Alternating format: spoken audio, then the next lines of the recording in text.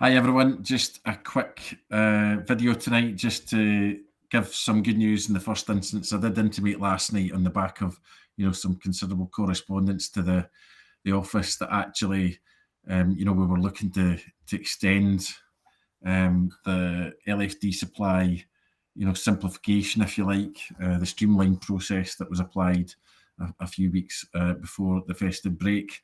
I'm delighted to say that Scottish Government pharmacy colleagues have managed to speak to testing policy colleagues at Scottish Government, and that is now going to be the case that will continue for probably till the end of the month. I think that's the next one. We're just waiting on an official letter, which will pop on the website as soon as we get it. It'll probably be on Monday. But I think with the crucial date being the 10th of January, that's when it was expected to obviously revert back to the more bureaucratic data collection that we have to do as part of the service. That's the realisation is obviously that the network would appreciate continuity with regards to that, for all the reasons that we know at the minute. It's a huge challenge out there. So good news. If we can just remember to remind patients just to record the results, and give that small bit of advice, because I think there is a big disparity, as you can imagine, between the amount of kits going out, not necessarily just from pharmacy, but if we can do our bit as healthcare teams and professionals to give them that extra bit of advice, that would be great, so that negative and of course positive results are being recorded for test and protect teams. That would be great.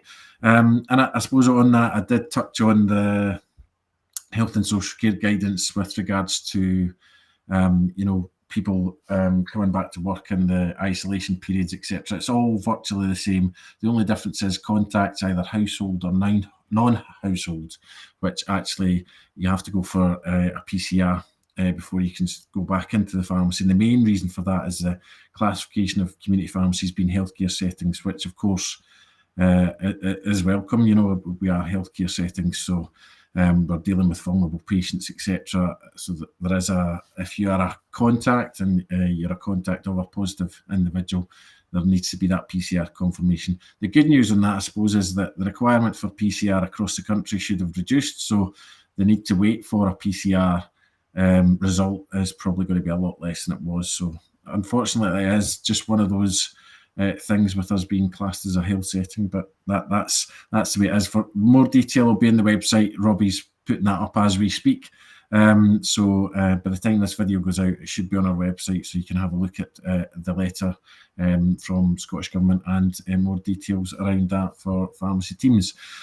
I think that's it today, and thanks very much for everything you've done, as I said, over the festive period and since, and thanks to those who were working this weekend providing care again in community pharmacies to the communities. I know it's valued, certainly from the correspondence and times I speak to other healthcare professionals and anybody in health and social care in general. So thanks again, guys. Have a great weekend, and please keep safe and look after yourselves. Cheers.